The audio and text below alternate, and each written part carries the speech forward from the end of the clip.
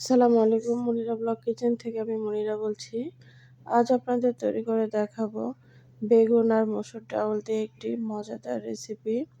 এই রেসিপিটা হয়তো অনেকেই খেয়েছেন, আবার যারা খাননি তারা দেখে নিতে পারেন।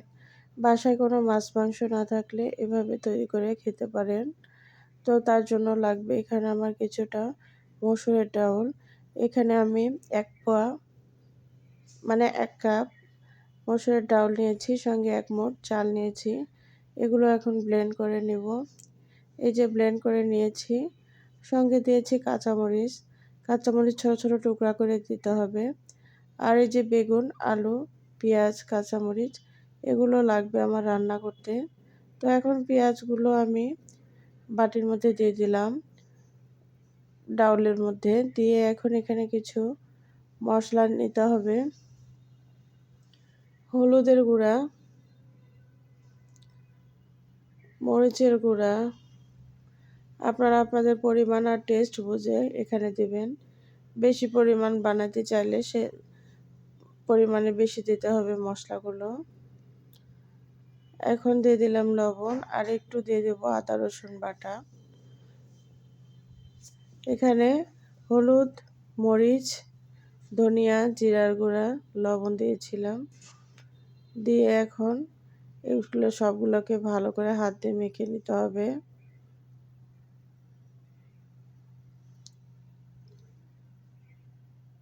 এখন ফ্রাই প্যানের মধ্যে তেল দিয়েছি, দিয়ে এখন বড়াগুলো এভাবে দিয়ে নিতে হবে।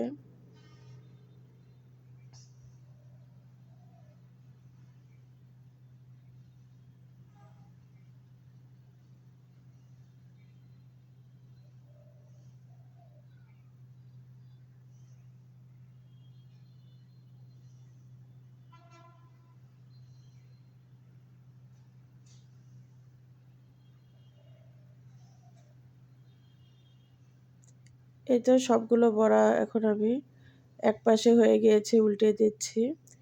এক পাশে হয়ে গেলে আরেক পাশে এভাবে উল্টে দিতে হবে। দুই পাশে ভালোভাবে একটু লাল লাল করে ভেজে নিতে হবে।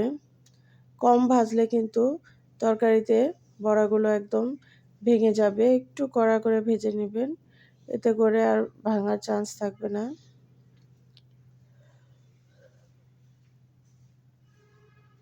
এভাবে বড়া দিয়ে তৈরি করে মাছের ঝোল রান্না করলে বা শুধু এভাবে রান্না করলে কিন্তু অসাধারণ লাগে।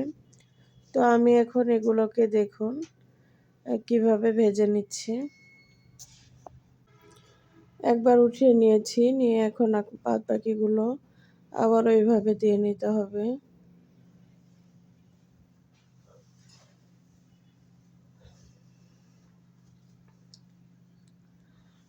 সবগুলো বড়া আমি ভেজে নেব।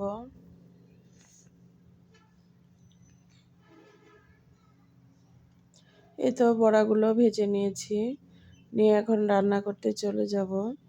ফ্রাই প্যানের মধ্যে আর একটু তেল দিয়ে নিয়েছি। এখন এখানে আমি পেঁয়াজ আর কাঁচামরিচ দিয়ে নিব। পেঁয়াজ কাঁচামরিচের পরিমাণটা আপনারা যেভাবে যতটা বেশি খেতে চান এখানে দিতে পারেন।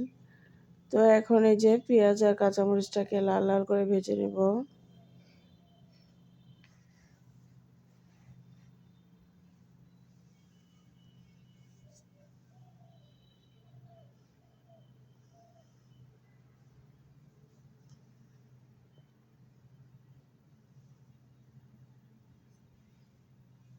এখন এখানে আমি আদা রসুন বাটা দিয়ে দিলাম, 1/2 চামচের মতো, বেশি দেওয়া লাগবে না।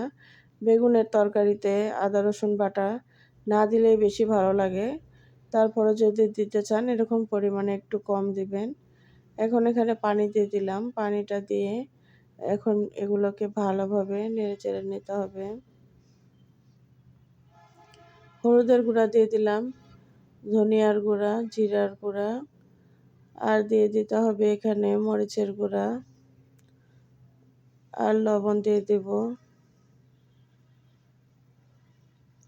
সবগুলো উপকরণ দেওয়ার পর এখন ভালোভাবে মশলাটাকে কষিয়ে নিতে হবে। মশলাটাকে যত ভালোভাবে কষিয়ে নিতে পারবেন তরকারির টেস্ট কিন্তু তত বেড়ে যাবে। আগে থেকে কেটে রাখা আলু বেগুনগুলো দিয়ে দিলাম। আমি এখানে 2টা বেগুন দিয়েছি আর আলু দিয়েছি 2টা, দিয়ে এখন এগুলোকে ভালো করে কষিয়ে নিতে হবে।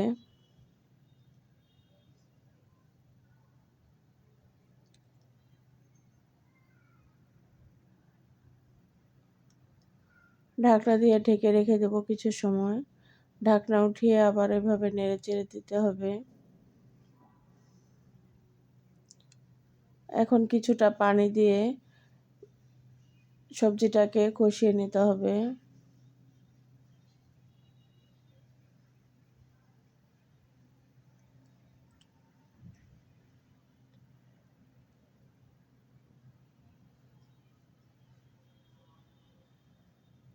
এই যে আবারও ঢাকনা দিয়ে ঢেকে দেব। ঢাকনা উঠিয়ে এখন কষিয়ে নিতে হবে।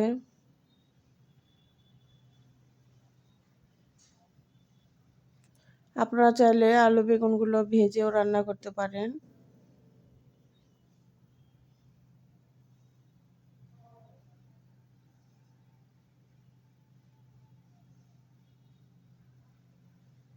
আবারও ঢাকনা দিয়ে ঢেকে দিলাম।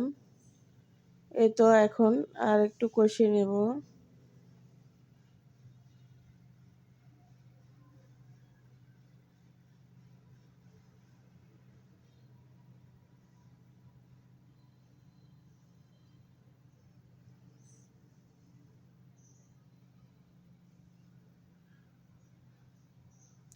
এখন এখানে ঝোলের জন্য পানি দেব।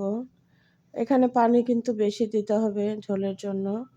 বড়াগুলো দেওয়ার পর বড়াগুলো কিন্তু অনেক টেনে নেবে ঝোলটাকে, যার কারণে একটু পানি বেশি দিতে হবে। আবারও ঢাকনা দিয়ে ঢেকে রান্না করে নেব। এই যে দেখুন বলক চলে এসেছে, একটু নেড়ে চেড়ে দিতে হবে, এতে করে চতুর্পাশে সবজিগুলো ভালোভাবে সেদ্ধ হবে। এখন আমি ডাউলের বড়াগুলো দিয়ে নেব।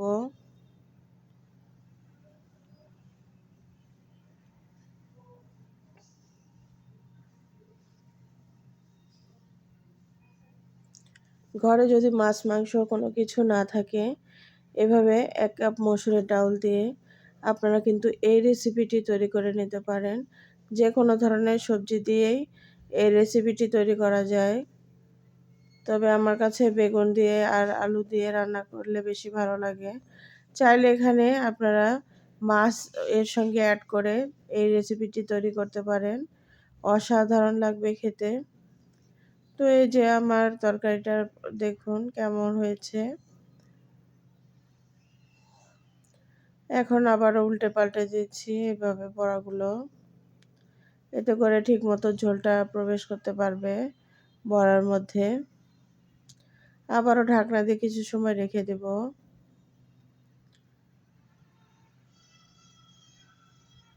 ফাইনালি আমার রেসিপিটি একদম রেডি। চুলাটাকে বন্ধ করে দিয়েছি, আর কিছু সময় রাখলেই দেখবেন ঝোলটাকে অনেক সুন্দরভাবে টেনে নিয়েছে। তো আমার এই সহজ রেসিপিটি কেমন লাগলো অবশ্যই কমেন্ট করে জানাবেন। ভালো লাগলে লাইক কমেন্ট শেয়ার করবেন। আজকে এখানেই শেষ করছি। সবাইকে ধন্যবাদ। আল্লাহ হাফেজ।